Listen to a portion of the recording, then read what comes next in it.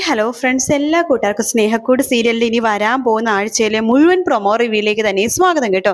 Channel ആദ്യമായിട്ട് കാണുന്നെങ്കിൽ subscribe ചെയ്ത് ലൈക്ക് ചെയ്ത് സപ്പോർട്ട് ചെയ്യണേ. അങ്ങനെ നമ്മുടെ സേതു ആണെങ്കിൽ ലക്ഷ്മി എടുത്ത് പറയുന്നുണ്ട്, ഇനി നിങ്ങൾ ഇവിടെ നിൽക്കണ്ട, നിങ്ങളുടെ ഇവിടുത്തെ വാസം കഴിഞ്ഞു. മോന് സേതു അല്ലെങ്കിലും ഇവിടുന്ന് എപ്പോഴെങ്കിലും ഇറങ്ങിക്കൊടുക്കാൻ വേണ്ടി തന്നെയാണ് മോന് ഞാൻ ഇവിടെ നിന്നത്. പൂർണിമ പറഞ്ഞുകൊണ്ട് മാത്രമാണ് ഞാൻ ഇവിടെ ഇത്രയും ദിവസം നിന്നത്. ഇനി ആരൊക്കെ പറഞ്ഞാലും നിങ്ങൾക്ക് ഇവിടെ നിൽക്കേണ്ട ഒരു കാര്യമില്ല, നിങ്ങൾ എവിടെ വേണമെങ്കിലും പോയിക്കോ, എനിക്കതറിയേണ്ട ഒരു കാര്യമില്ല. അത് കേട്ട് നമ്മുടെ പൂർണ്ണിമ അങ്ങോട്ടേക്ക് വരുന്നുണ്ട്. മോനെ സേതു, നീ എന്താ ഈ കാണിക്കുന്നത്? ലക്ഷ്മി എവിടെ പോവാനാണ്? നീ എന്താ മോനെ ഇങ്ങനെയൊക്കെ പറഞ്ഞത്? ലക്ഷ്മിക്ക് പോവാൻ വേറെ ഇടയില്ലെന്ന് നിനക്കറിയില്ലേ? അതൊന്നും എനിക്കറിയണ്ട. എന്തായാലും ഇന്നതേ ഇപ്പോ ഈ സെക്കൻഡ് ഇവരിവിടുന്ന് പടിയിറങ്ങാണ്. മോനെ സേതു വേണ്ട മോനെ എന്ന് പൂർണ്ണിമ പറയുമ്പോഴേക്കും ലക്ഷ്മി പറയേണ്ട, വേണ്ട, ഞാൻ ഈ വീട്ടിൽ നിന്ന് എപ്പോഴായാലും പോവേണ്ടതല്ലേ, അല്ലെങ്കിൽ പോവാൻ തന്നെ നിന്നത്. പിന്നെ പൂർണിമ പറഞ്ഞുകൊണ്ട് മാത്രമാണ് ഞാൻ ഇവിടെ നിന്നത്. എന്തായാലും ഞാൻ പോയിക്കോളാം മോനെ, ഒരു കുഴപ്പമില്ല. അല്ല, ഇവിടെ നിന്ന് എങ്ങോട്ടേക്കാ നിങ്ങൾ പോവാൻ പോണത്? അത് ഞാൻ എവിടെയെങ്കിലും പോയിക്കോളാം മോനെ, നിന്റെ കണ്ണെത്താത്തടത്ത് എവിടെയെങ്കിലും പോയി ഞാൻ നിന്നോളാം എന്ന് പറയാണ്. അങ്ങനെ നിങ്ങൾക്ക് ഇഷ്ടപ്പെട്ട സ്ഥലത്ത് പോകാൻ പറ്റില്ല, നിങ്ങളെ കൊണ്ടുപോകാൻ ഒരാൾ വരുന്നുണ്ട് എന്ന് പറയാണ്. ആ സമയത്ത് നമ്മുടെ ലക്ഷ്മി ഇങ്ങനെ നോക്കുമ്പോഴേക്കും ഞെട്ടിപ്പോവാണ്. വേറെ ആരുമല്ല വരുന്നത്, അതെ, നമ്മുടെ ലക്ഷ്മിയുടെ ഇപ്പോഴത്തെ ഭർത്താവ് നമ്മുടെ വേണു ആണ് വരുന്നത് കേട്ടോ. അപ്പൊ വേണുവിനെ കാണുമ്പോൾ ലക്ഷ്മി ഞെട്ടിപ്പോവാണ്. വേണുവേട്ടൻ എന്ന് പറയുമ്പോ സേതു പതിക്കൊന്ന് ചിരിക്കുന്നുണ്ട്. അപ്പൊ പൂർണ്ണിമക്ക് കാര്യം മനസ്സിലായി. സേതു വേണുവിനെ കൂട്ടി കൊണ്ടുവന്നിട്ടാണ് നമ്മുടെ ലക്ഷ്മി എടുത്ത് പടി ഇറങ്ങാൻ വേണ്ടി പറഞ്ഞതെന്ന്.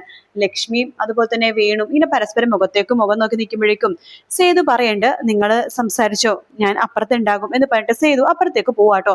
പൂർണ്ണിമയും പോകുന്നുണ്ട്. വേണു ലക്ഷ്മി എടുത്ത് പറയണ്ട്, ലക്ഷ്മി നീ എന്നോട് ക്ഷമിക്കണം, നീ എന്നോട് കള്ളം കാണിച്ചു, കള്ളത്തരം പറഞ്ഞു, പിന്നെ പല പല കാര്യങ്ങളൊക്കെ പറഞ്ഞപ്പോൾ എൻ്റെ മനസ്സിലെ തെറ്റിദ്ധാരണ കൊണ്ടിട്ട് ഓരോന്ന് സംഭവിച്ചത്. പക്ഷേ എൻ്റെ അമ്മയെല്ലാം അറിഞ്ഞിട്ടാണ് എൻ്റെ വിവാഹം നടത്തിയതെന്നൊന്നും എനിക്കറിയില്ലായിരുന്നു. നീ ഇതിൽ ഒരു തെറ്റും ചെയ്തില്ല. അപ്പോൾ ലക്ഷ്മി പറഞ്ഞിട്ട്, സോറി വേണുവേട്ട, വിവാഹശേഷം പലവട്ടം എനിക്ക് ഈ കാര്യം വേണുവേട്ടനോട് പറയണമെന്നുണ്ടായിരുന്നു. പക്ഷെ വേണുവേട്ടൻ്റെ സ്നേഹം എനിക്ക് നഷ്ടപ്പെട്ടു പോകുമോ? ഒരു സമയത്ത് അറിയാലോ, മാധവേട്ടൻ എനിക്ക് ഒരുപാട് സ്നേഹവും കാര്യങ്ങളൊന്നും തന്നെ തന്നിട്ടുണ്ടായിരുന്നില്ല. അദ്ദേഹത്തിനോട് എനിക്കറിയില്ല, എനിക്ക് സഹതാപമാണോ അതോ എനിക്ക് പൂർണ്ണിമേനെ ഇഷ്ടപ്പെട്ട പൂർണ്ണിമേനെ ഇഷ്ടപ്പെട്ട മാധവൻ എനിക്ക് ഇഷ്ടപ്പെടാൻ കഴിയാത്തതാണോ, അതോ മാധവൻ എന്നോട് കാണിച്ച സ്നേഹം മാധവേട്ടൻ എന്നോട് കാണിച്ച സ്നേഹം സത്യസന്ധമാണോ അതോ കള്ളത്തരമാണോ എന്നൊന്നും എനിക്കറിയില്ല. പക്ഷെ അതുപോലൊരു സ്നേഹം അല്ലായിരുന്നു വേണുവേട്ടൻ്റെ അടുത്ത് എനിക്ക് കിട്ടിയത്. പൂർണ്ണമായിട്ടും വേണുവേട്ടൻ നന്നായിട്ട് സ്നേഹിച്ചു. ഞാൻ ആഗ്രഹിക്കുന്ന പോലത്തെ ഒരു ഭർത്താവായിരുന്നു വേണുവേട്ടൻ. അപ്പൊ അങ്ങനത്തെ ഒരു വേണുവേട്ടനെ എനിക്ക് വിട്ടുകളയാൻ തോന്നിയില്ല വേണുവേട്ട. അതുകൊണ്ടാണ് ഞാൻ പിന്നീട് സത്യം പറയാതിരുന്നത്. സാരില്ല ലക്ഷ്മി, എനിക്കത് മനസ്സിലാവും. നിനക്കറിയാലോ, ഞാൻ എൻ്റെ ജീവിതത്തിൽ കള്ളം പറയുകയോ കള്ളം കാണിക്കുകയോ മറച്ചു വെച്ചുകയോ ഒന്നും ചെയ്തിട്ടില്ല. പെട്ടെന്ന് എൻ്റെ ഭാര്യയായിട്ടുള്ള എൻ്റെ എല്ലാം ഭാര്യയായിട്ടുള്ള നീ അങ്ങനെ ചെയ്തു എന്ന് പറഞ്ഞപ്പോൾ എനിക്കത് സഹിക്കാൻ സാധിച്ചില്ല. നീ എന്നോട് ക്ഷമിക്കാം. നമ്മുടെ മകൾക്ക് വേണ്ടി നമുക്കെല്ലാം ക്ഷമിച്ചും സഹിച്ചും ഇനി അങ്ങോട്ട് ജീവിക്കാം. ഞാൻ നിന്നെ കൂട്ടിക്കൊണ്ടു പോകാൻ വേണ്ടിയിട്ടാണ് വന്നത്. അപ്പോൾ സേതു പറഞ്ഞിട്ടാണോ വേണുവേട്ടൻ പറഞ്ഞത്? സേതു ഇതിനു മുമ്പ് എന്നെ വന്ന് കണ്ടിരുന്നു. മയൂരിയുടെ വിവാഹവും അവൻ ഏറെക്കുറെയൊക്കെ ഓക്കെ ആക്കി വെച്ചിട്ടുണ്ട്. പിന്നെ എനിക്ക് ലക്ഷ്മി, നിന്നെ അതിനേക്കാൾ അപ്പുറം സേതു വന്ന് പറഞ്ഞില്ലെങ്കിലും ഞാൻ നിന്നെ കൂട്ടിക്കൊണ്ടുപോയനെ. ലക്ഷ്മി, എനിക്ക് നീ ഇല്ലാതെ ജീവിക്കാൻ പറ്റില്ല. നീ ഇല്ലാതെ ജീവിക്കണേക്കാൾ നല്ലത് മരണമാണ്. പിന്നെ നമ്മുടെ ഒരു മോളുണ്ടല്ലോ, അവളെ വിചാരിച്ചിട്ട് മാത്രം ഞാൻ ജീവനോടെ ഉള്ളത്. അതുകൊണ്ട് ലക്ഷ്മി, നീ ഇനിയുള്ള എൻ്റെ ജീവിതത്തിൽ നീ എൻ്റെ കൂടെ തന്നെ വേണം എന്ന് പറയാണ്. അപ്പോഴേക്കും സേതു അങ്ങോട്ടേക്ക് വരുന്നുണ്ട്. നിങ്ങളുടെ പരിഭവമൊക്കെ പറഞ്ഞു കഴിഞ്ഞു എന്ന് ചോദിക്കുമ്പോൾ ലക്ഷ്മി പെട്ടെന്ന് തന്നെ സേതുവിൻ്റെ അടുത്തേക്ക് പോവാണ്. സേതു പറയുന്നുണ്ട്, ഇപ്പൊ മനസ്സിലായോ അമ്മക്ക് ഞാൻ എങ്ങോട്ടേക്കാണ് പോകണമെന്ന് പറഞ്ഞത്? അതെ, അമ്മയും അച്ഛനും ഇവിടെ നിന്ന് ഇപ്പൊ ഇറങ്ങുവാണ്. എങ്ങോട്ടേക്കാണെന്നല്ലേ? മയൂരി മോളുടെ പയ്യന്റെ വീട്ടുകാരെ എന്താ ആവശ്യപ്പെട്ടത്? നിങ്ങളുടെ വിവാഹം കഴിഞ്ഞു എന്നുള്ള സർട്ടിഫിക്കറ്റ് അല്ലേ? അതെ, ഇനി അതിനെ വേണ്ടിയാണ് ശ്രമിക്കാൻ പോണത്. അതായത് വേണു സാറും എൻ്റെ അമ്മയും വിവാഹം കഴിക്കാൻ വേണ്ടി പോവാണ്. അപ്പൊ വേണു പറയണ്ട്, അതെ സേതു, ഇത്രയും നാള് നീ എന്നെ വേണു സാർ എന്ന് വിളിച്ചുകൊണ്ടിരുന്നു. ഇതിപ്പോ നിന്റെ അമ്മേനെ വിവാഹം കഴിക്കാൻ പോകണല്ലോ നിയമപരമായിട്ട്. അപ്പൊ നിനക്ക് ഈ വേണു സാർ എന്ന് പറഞ്ഞ വിളി നിർത്തിക്കൂടെ? ഇനി നിനക്ക് അച്ഛാന്ന് വിളിക്കാട്ടോ എന്ന് പറയാണ്. അപ്പോഴേക്കും സേതുയുടെ കണ്ണ് നിറയാട്ടോ. സേതു പറയണ്ട്, എൻ്റെ അച്ഛൻ എന്നെ ഒരുപാട് സ്നേഹിച്ചിരുന്ന സമയം ഉണ്ടായിട്ടുണ്ട്. എൻ്റെ സ്നേഹത്തിന് വേണ്ടി ഞാനത് അച്ഛാന്ന് വിളിക്കാൻ വേണ്ടി ഒരുപാട് എൻ്റെ അച്ഛൻ കൊതിച്ചിട്ടുണ്ട്. അന്നൊന്നും ഞാൻ അദ്ദേഹത്തിനെ അച്ഛാന്ന് വിളിക്കുകയോ പരിഗണിക്കുകയോ ഒന്നും ചെയ്തിട്ടില്ല. അച്ഛാന്ന് മനസ്സ് തുറന്ന് ഞാൻ വിളിച്ചിട്ടില്ല. മരിച്ചു കഴിഞ്ഞപ്പോഴാണ് അച്ഛൻ എന്ന് ഞാൻ പറയണത്. പക്ഷെ ഇപ്പൊ ആദ്യമായിട്ടാണ് അച്ഛാന്ന് ഒരാളെ വിളിക്കാൻ പോണത് എന്നൊക്കെ പറഞ്ഞിട്ട് സേതുക്കും ഭയങ്കര സന്തോഷമാണ്. അങ്ങനെ സേതു കയ്യോടെ തന്നെ നമ്മുടെ പല്ലവി ആ സമയത്ത് പല്ലവി ആ സമയത്ത് ഋതുവിനെ അന്വേഷിച്ച് അവിടെ പോയിട്ടുണ്ടായിരുന്നു കേട്ടോ.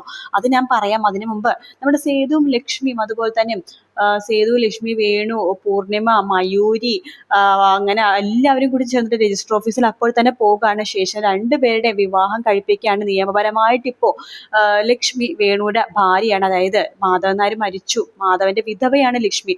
അതിനുശേഷം നിയമപരമായിട്ട് പിന്നെ വിവാഹം കഴിക്കുന്ന കുഴപ്പമൊന്നുമില്ലല്ലോ. അപ്പൊ അങ്ങനത്തെ കുറെ സർട്ടിഫിക്കറ്റ് ഒക്കെ നേരത്തെ തന്നെ നമ്മുടെ സേതു പല സ്ഥലത്തും ഹാജരാക്കി അതിനുള്ള സാങ്ഷനും കാര്യങ്ങളൊക്കെ വാങ്ങിച്ചിട്ടുണ്ടായിരുന്നു.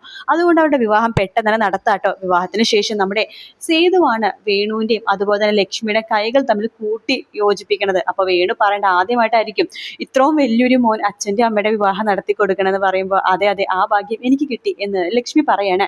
അപ്പോ സേതു പറയേണ്ടത് എന്റെ അമ്മേനെ പൊന്നുപോലെ നോക്കണോട്ടോ അച്ഛ, അത് പിന്നെ പ്രത്യേകം പറയാനുണ്ടോ?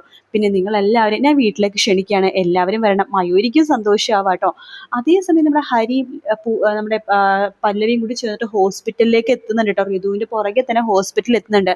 ഋതുവിനെ കാത്ത് രാജമ്മയാണെങ്കിൽ ഹോസ്പിറ്റലിൽ ഇങ്ങനെ കാത്തു നിൽക്കുകയാണ്. അവർ വരുന്നില്ലല്ലോ എന്ന് കാത്തിരിക്കണ ഋതു വരുന്നുണ്ട്. അപ്പൊ ഋതു വേഗം ഓടി വരുവാണ്. എന്താ കാര്യങ്ങളൊക്കെ ഓക്കെ അല്ലേ? ഇപ്പോൾ തന്നെ ചെയ്യാലോ അല്ലേ? ഇപ്പൊ തന്നെ ചെയ്യാൻ മോളെ, ഒരു അരമണിക്കൂറിൽ തന്നെ കാര്യം നടത്താം എന്ന് പറയുമ്പോൾ രാജമ്മ പുറകിലേക്ക് പോകുമ്പോൾ നോക്കുമ്പോൾ ഞെട്ടിപ്പോണം. അവിടെ നിൽക്കുന്നു പല്ലവിയും അതുപോലെ തന്നെ ഹരിയും. പല്ലവിനെയും ഹരിനെയും കാണുമ്പോൾ രാജമ്മ ഇതാരാ മോളെ എന്ന് ചോദിക്കുമ്പോൾ പെട്ടെന്നാണ് ഋതു തിരിഞ്ഞു നോക്കുമ്പോൾ പല്ലവിനെയും ഹരിനെയും കാണുന്നത്. ഈശ്വര, ഇവരിവിടെ എത്തിയോ? ആരാ മോളെ അത്? എന്റെ പുറകെ വന്നായിരിക്കും, എന്റെ വീട്ടുകാരാ ആണോ? എങ്കിൽ നമുക്ക് ഇവിടുന്ന് പെട്ടെന്ന് രക്ഷപ്പെടണം മോളെ എന്ന് പറഞ്ഞിട്ട് നമ്മുടെ ഋതുവിന്റെ കൈ പിടിച്ച് രാജമ്മ അവിടെ നിന്ന് ഓടി രക്ഷപ്പെടാൻ വേണ്ടി നോക്കാട്ടോ. അപ്പോഴേക്കും ഹരിയുടെ അടുത്ത് പല്ലവി പറയുന്നുണ്ട്, ഹരി വിട്ട് കളയരുത് അവരെ എന്ന് പറഞ്ഞിട്ട് ഹരിയും പല്ലവിയും കൂടെ അവരുടെ പുറകെ പോവാണ്. ശേഷം അവരെ പിടിക്കുന്നുണ്ട്. രാജമ്മനെ പിടിച്ചിട്ട് കൈയോടെ പോലീസിൽ ഏൽപ്പിക്കുന്നുണ്ട്. ഋതുവിനെ വലിയൊരു ചതിയെന്ന് തന്നെ പല്ലവിയും അതുപോലെ തന്നെ ഹരിയും കൂടി രക്ഷിച്ച് തിരിച്ച് വീട്ടിലേക്ക് കൊണ്ടുവരികയാണ്. വീട്ടിലേക്ക് കൊണ്ടുവരുമ്പോൾ ഋതുവിന്റെ സ്വഭാവത്തിൽ ഒരു മാറ്റവും ഇല്ല കേട്ടോ. ഇന്ദ്രനായിട്ട് എപ്പോഴും വടി തന്നെയാണ്. അടുക്കളയിൽ കിടന്ന് വഴക്ക്, അതുപോലെ തന്നെ ബെഡ്റൂമിൽ വഴക്ക്, പുറത്തു നിന്നാൽ അവിടെയും വഴക്ക്, എപ്പോഴും വഴക്കും ബഹളവും തന്നെ. അപ്പൊ സേതു പറയുന്നുണ്ട് ഒരുവിധം കാര്യങ്ങളൊക്കെ കരക്കെത്തിച്ചിട്ടുണ്ട്. അമ്മയും അതുപോലെ തന്നെ അച്ഛനും ഇപ്പോൾ സുഖമായിട്ട് ജീവിക്കുന്നു. മയൂരിയുടെ വിവാഹം ഏറെക്കുറെയൊക്കെ ഓക്കെയായി. വിവാഹ സർട്ടിഫിക്കറ്റ് നമ്മുടെ ശ്രീകാന്തിന്റെ വീട്ടുകാരുടെ കാണിച്ചോടുകൂടി തന്നെ അവരും ഓക്കെ ആയി. പക്ഷെ ഇനിയിപ്പോൾ ശരിയാവാനുള്ളത് ഋതുവിന്റെയും ഇന്ദ്രന്റെയും വിവാഹം കഴിഞ്ഞിട്ടുള്ള ഈ ഒരു ജീവിതമാണ്. അവരെയും കൂടി ഒന്ന് ഓക്കെ ആക്കുകയാണെങ്കിൽ നന്നായിരുന്നു പല്ലവി എന്ന് സേതു പറയുമ്പോൾ പല്ലവി പറയുന്നുണ്ട്, സേതുവേട്ടൻ ഒന്നും കൊണ്ട് വിഷമിക്കേണ്ട, അവരും ഓക്കെ ആവും. ഞാനല്ലേ പറയണത്, സേതുവേട്ടൻ ഒന്നും കൂടി ടെൻഷൻ ആവണ്ട.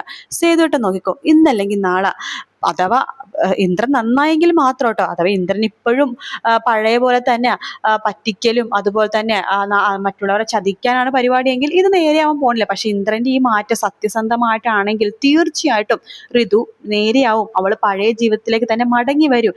പിന്നെ അവളെ കുറ്റമായിട്ട് കാര്യമില്ല. സ്വന്തം ഭർത്താവ് ഇങ്ങനെയൊക്കെ ആയി കഴിഞ്ഞാൽ ആരാണ് ഇതൊക്കെ ക്ഷമിക്കണത്? എന്തായാലും അതും ഓക്കെ ആവും എന്നൊക്കെ പറഞ്ഞിട്ട് നമ്മുടെ പല്ലവി സേതുവിനെ സമാധാനിപ്പിക്കുകയാണ്. ഇതിൽ അടുത്ത ആഴ്ച നല്ല അടിപൊളി ഭാഗങ്ങളായിട്ട് വരാൻ പോണത്. നമ്മുടെ ലക്ഷ്മിയുടെയും അതുപോലെ തന്നെ വേണുവിന്റെ വിവാഹവും അതുപോലെ തന്നെ മയൂരിയുടെയും ശ്രീകാന്തിന്റെയും പിന്നീടുള്ള വിവാഹ ജീവിതങ്ങളും പിന്നെ ഇടയിൽ നമ്മുടെ സ്വാധീനെയും അതുപോലെ തന്നെ അഖിലിനെയും കാണിച്ചിട്ടുണ്ട് കേട്ടോ. അവര് പിന്നെ കൂട്ടൊക്കെ ആയി പ്രണയത്തിലായെന്ന് തോന്നുന്നു. കാത്തിരുന്ന് കാണാം ഫ്രണ്ട്സ്. വീഡിയോ ഇഷ്ടപ്പെട്ടാൽ ലൈക്ക് ചെയ്യുക, സബ്സ്ക്രൈബ് ചെയ്യുക, കമന്റ് ചെയ്യുക. മറ്റൊരു വീഡിയോ കാണാൻ. Take care, bye bye.